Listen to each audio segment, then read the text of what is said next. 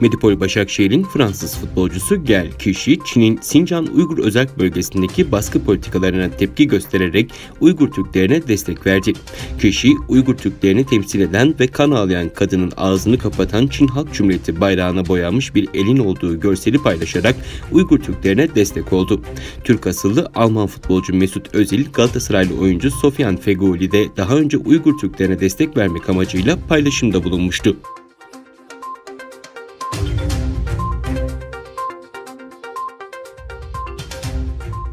Çin'in İslam ve Müslümanlara karşı savaşı Doğu Türkistan'la sınırlı kalmıyor. Biter Winter'ın haberine göre Çin Komünist Partisi'nin 5 yıllık İslam dinini Çinileştirme planı kapsamında Çin'in iç bölgelerindeki cami yapılarından İslami sembolleri silme eylemleri devamında Müslüman huyların inancını değiştirmek için harekete geçtiği bildirildi.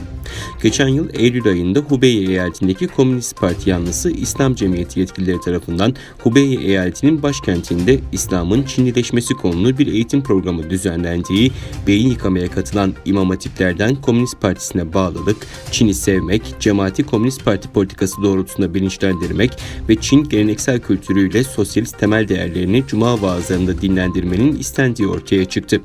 Ayrıca Çin yönetiminin bu yılın Nisan ayı başında Dali kentinde bulunan aralarında 100 yıllık tarihin Nanmen Camii'nin de olduğu 3 caminin kubbe ve hilal motiflerini söktüğü, bu çerçevede Güney Kapısı Camii'ndeki tüm İslami sembollerin yerine sosyalist değerler içeren posterler ve sloganlar astığı öğrenildi.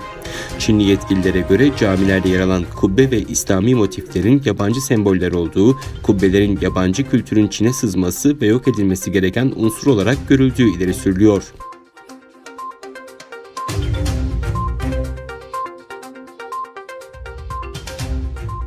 ABD Dışişleri Bakanı Pompeo, Çin'e Güney Çin Denizi kendi karasusu imparatorluğuymuş gibi davranmasına izin verilmemesi gerektiğini belirtti.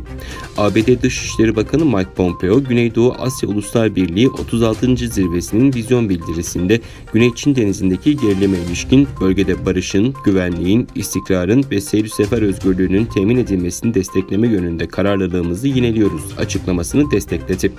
Twitter hesabından bir açıklama paylaşan Pompeo, ABD, ASEAN liderleri Güney Çin Denizi anlaşmazlıklarının Birleşmiş Milletler Deniz Hukuku da dahil olmak üzere uluslararası hukuk çerçevesinde çözülmesiyle ilgili kararlılığını memnuniyetle karşılıyor.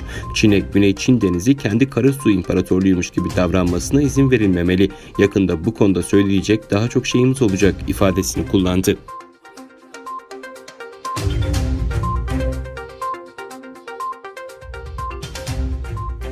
Çin'in Hong Kong özel idari bölgesinde ulusal güvenlik yasasına karşı öfke dinmiyor. Hong Kong'da yüzlerce kişi söz konusu yasaya karşı tepki amacıyla dün bir araya gelerek sessiz protesto gerçekleştirdi.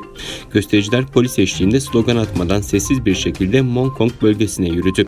Protestoculardan 25 yaşındaki Esther, ulusal güvenlik yasasına karşı çıkmak için buradayım ifadesini kullandı. Esther, bu son savaş değil, yasalara karşı uzun vadeli bir direniş var dedi. Ulusal güvenlik kanunları Çin'in başkenti Pekin'deki Ulusal Halk Kongresi'nin daimi komitesi tarafından 3 gün süren toplantılarda görüşüldü. Yasanın Haziran sonundan önce kabul edilmesi bekleniyor.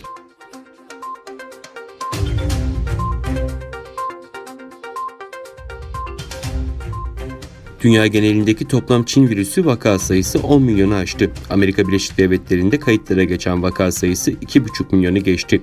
Reuters haber ajansının verilerine göre dünya genelinde koronavirüse yakalananların toplam sayısı pazar günü itibariyle 10 milyonu aştı. Virüsün neden olduğu COVID-19 hastalığı nedeniyle şimdiye kadar 497 binden fazla kişi hayatını kaybetti. Dünya genelinde ABD'nin ardından en fazla koronavirüs vakasının görüldüğü ikinci ülke olan Brezilya'da son 24 saatte 38.693 yeni koronavirüs vakası kayıtlara geçti. 1109 kişi ise COVID-19 nedeniyle hayatını kaybetti.